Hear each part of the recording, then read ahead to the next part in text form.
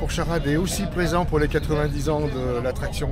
Et on est très très heureux d'accueillir tout ce beau monde et toutes ces belles voitures. Le plus beau circuit du monde et centre du monde, c'est Charade, on est bien d'accord. C'est grâce à plusieurs associations, et notamment Gisons pour Charade, il faut bien le dire, que le circuit n'a pas disparu. À un moment, il aurait pu carrément disparaître, puisque plus personne s'en occupait. Et heureusement qu'il y avait des passionnés pour le restaurer, pour le faire revivre. Et puis finalement, des investisseurs sont arrivés après coup, et puis ont décidé d'en faire un terrain pour de l'innovation, pour créer des énergies propres et pour donner une nouvelle vie, un nouveau chapitre à ce circuit dans le domaine de l'énergie propre. On peut citer l'événement annuel, le Charade Show, mais moi ce qui m'importe le plus, c'est le Cars & Coffee français le plus important du pays, qui a lieu tous les premiers dimanches de chaque mois. Et là, tous les passionnés de voitures de l'Auvergne et du Massif central, au-delà, ce sont des milliers de voitures qui se réunissent ici à Charade. Et c'est des moments très forts parce que c'est la passion qui domine. Combien de bénévoles aujourd'hui? Les 250, je ne sais pas s'ils y sont, je vous avouerai, puisque moi j'ai été en renfort là tout d'un coup, mais c'est pas un problème. C'est dans la bonne humeur. Il est d'époque, hein. Et derrière, lui, il est d'époque vraiment. Tout est d'époque, la tenue, Le 1954. C'est bon, c'est bon. C'est bon. C'est la voiture à qui? Ah, facile. Belle voiture dans son jus. De l'Autriche, mon oncle français de Lorraine. Il avait été le premier propriétaire. Nous, on n'est pas très nombreux parce qu'on a une section jeune, en fait, qui a été ouverte il y a peu d'années. Mais on a des amis aussi sur un autre club qui s'appelle l'Attraction des Volcans, où eux sont déjà plus structurés depuis plus de temps. On a poussé pour que notre région soit mise à l'honneur.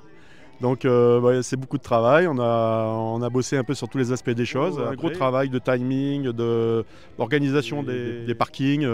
Tout est fait en fait dans ce but-là, que les gens puissent découvrir tout le circuit. Ça c'était un des gros dossiers, je dirais, de l'aventure. J'ai retrouvé une voiture que j'ai cassée dedans il y a 80 ans. La voiture de Madame Michelin. Oui, j'avais eu l'occasion de m'asseoir dedans parce que mon grand-père était le chauffeur de chez Michelin à Orcy. Un jour, il est venu avec cette magnifique voiture là. Et ben, tu montes dedans, puis je t'amène chez ma patronne. Elle veut te faire un petit 4 heures. Il n'y en a pas beaucoup comme ça. 140 piles. Et alors, qu'est-ce qu'elle a de particulier pour avoir? C'est découvrable.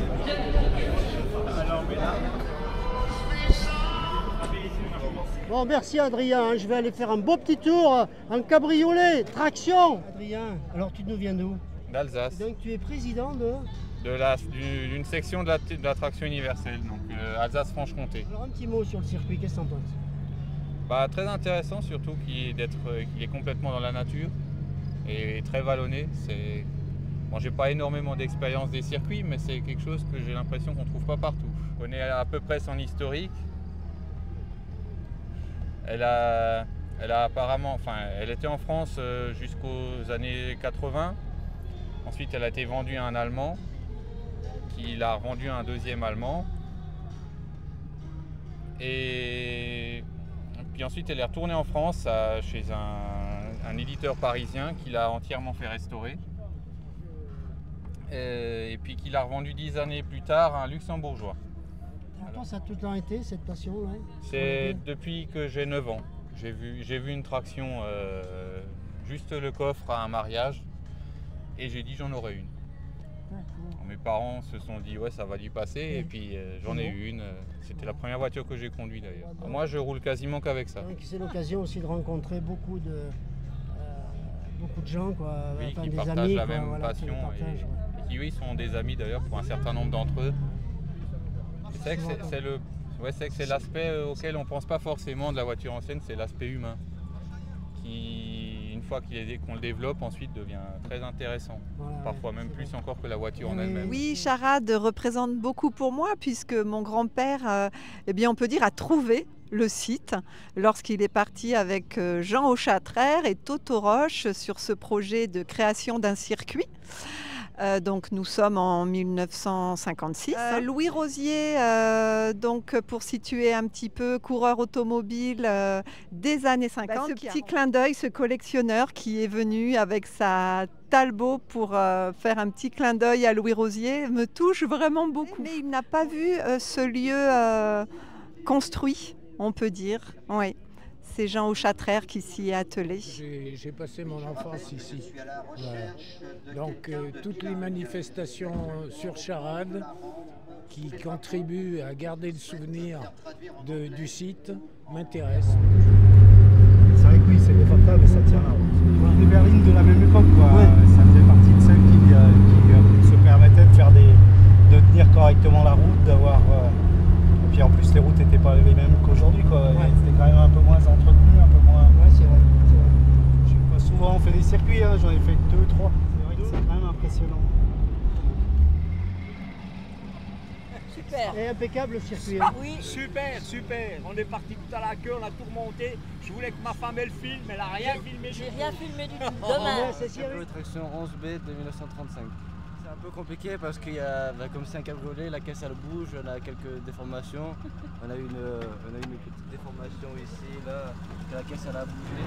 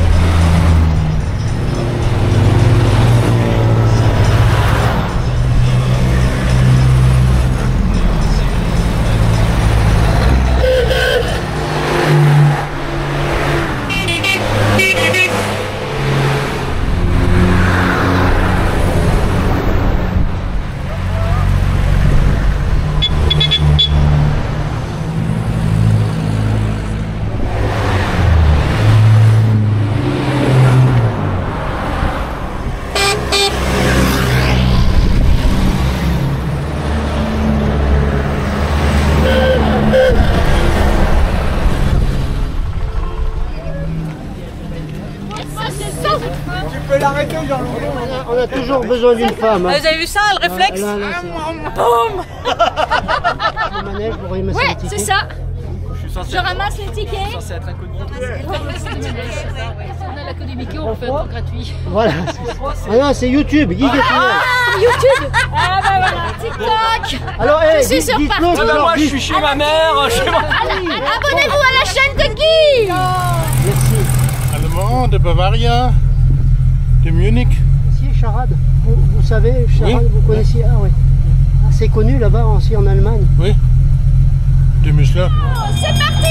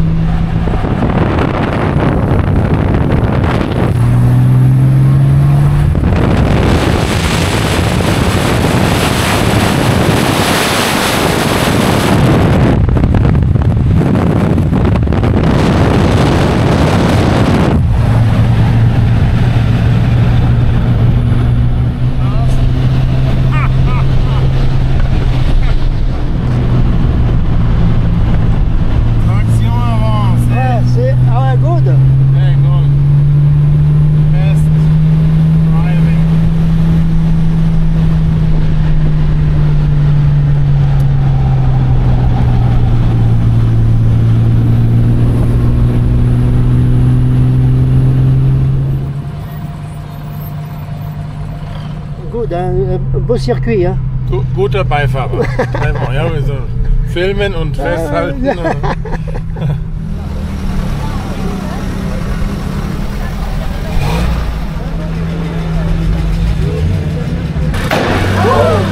C'est elle qui a pété comme ça.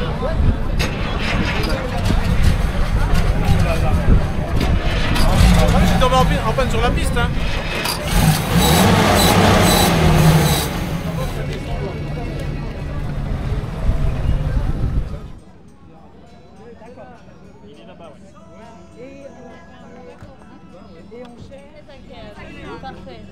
Ah, ce circuit de Charade, hein, c'est vraiment... Magnifique.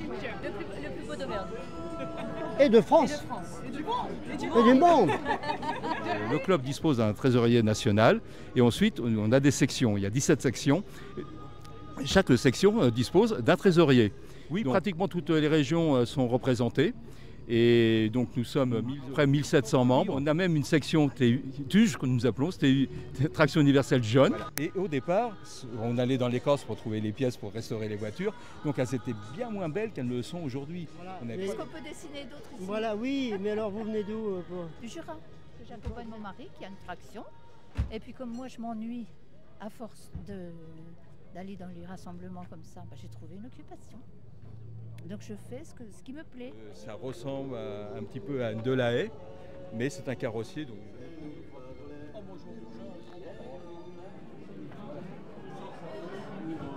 C'est vraiment très bien passé. On était une équipe tout à fait complète et on est très contents. Les 15 cabriolets ont été fabriqués uniquement avant-guerre. Donc il n'y a eu que 3 exemplaires de fabriqués. Il y a eu un vert, un beige et un rouge. Celui-ci, c'est celui qui appartenait à Madame Michelin. Le premier modèle qui est sorti en 1934. Pendant, on a mis une Jeep. Je pense que c'est des voitures qui ont été réquisitionnées. Hein. Pendant la guerre, en fait, les Allemands ont malheureusement réquisitionné des tractions. Les militaires, et puis les forces libres françaises, les forces intérieures, les FFI, etc. Bien sûr. Voilà celle de Jean-Louis Poussard, notre président. Une 15H de 1954, qui sort de restauration. À peine 2 ans d'écart. Ah oui. Celle-ci, elle est de 56 et celle-ci est de 54-55. Et ça, c'est une DS. Et l'autre, c'est une DS. Ouais. D'accord. Et là, c'est familial. D'accord. Voilà.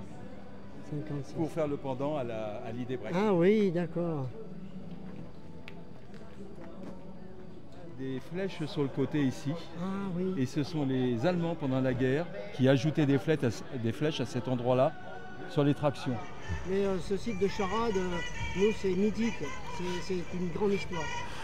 Alors, c'est le site de Charade, effectivement, et aussi Clermont-Ferrand. N'oublions pas que Clermont-Ferrand, de par Michelin, est très lié à l'histoire de l'attraction avant. Hein. Pour les gens qui connaissent l'histoire de l'attraction avant, Michelin a pris une large part justement dans sa réalisation, dans son expansion de cette voiture mythique. Et le circuit de Charade, alors clairement parce que Clermont-Ferrand parce qu'il y a Michelin, et puis le circuit de Charade, personnellement j'ai eu la chance de rouler sur pas mal de circuits. C'est certainement, je pense, l'un des plus beaux circuits. Je parle en beauté, on n'est pas là pour faire vroom vroom avec notre action. On est là justement pour profiter, pour s'amuser. Et aujourd'hui, le soleil est là avec nous. Et ce circuit, il est juste magnifique. Avec les paysages qu'on peut avoir sur le Puy de Dôme, etc. Le relief qu'il peut avoir, c'est vraiment un circuit vraiment exceptionnel. Voilà pourquoi on a choisi aussi Charade. On a choisi aussi Charade et Clermont-Ferrand parce que c'est vrai que c'est au centre de la France, bien évidemment, ça on le sait, mais aussi au centre de l'Europe. Et ça, c'était important pour nous parce que c'est un événement international. Il nous fallait faire venir des voitures de l'Europe entière et c'est réussi puisqu'on a aujourd'hui pratiquement 400 voitures qui viennent de l'étranger, qui viennent des pays nordiques, qui viennent de l'Angleterre et de l'Irlande, mais aussi des pays de l'Est et du sud de l'Europe, l'Italie, l'Espagne, le Portugal. Donc Clermont-Ferrand était le site idéal, centré pour pouvoir accueillir tout ce monde. C'est 2 ans de préparation, c'est de monter une équipe qui soit impliquée dans la réalisation de tous les événements, hein, que ça soit d'une parade, que ça soit la gestion des parkings, 1000 voitures sur les parkings, c'est quelque chose de phénoménal à gérer. Donc il a fallu monter une équipe, ça fait 2 ans qu'on y travaille pour réussir à quelque chose qui est apparemment plutôt sympa, puisque les gens ont l'air très content même de ce site et de ce qui se passe. Donc voilà, donc beaucoup de travail de la part de toute l'équipe pour avoir quelque chose de sympa. Je te remercie d'en parler, c'est très important parce qu'on n'est qu'une association et donc on n'est pas une entreprise commerciale et on joue avec l'argent de l'association. On ne peut pas faire réaliser un événement comme ça sans être aidé et suivi par des gros sponsors. Et là, je tiens à remercier, il y a 3 gros sponsors, surtout, il y en a d'autres, ils sont aujourd'hui une dizaine, une quinzaine, mais il y a 3 gros sponsors qui sont bien évidemment l'entreprise Michelin, qu'on remercie vraiment, qui dès le départ ont dit ok, on vous suit, et puis surtout après, le département donc du Puy-de-Dôme qui est avec nous et la région Auvergne-Rhône-Alpes qui est aussi avec les élus qui nous ont vraiment accueillis à bras ouverts. Il n'y a pas de voiture aussi ancienne qui permettent de pouvoir faire des milliers de kilomètres comme aujourd'hui. Ces voitures-là ont une histoire exceptionnelle et donc bon voilà, on ne peut qu'être admiratif devant encore une fois cette histoire qui est hors du commun pour beaucoup de voitures, quoi. Voilà. Dans 10 ans.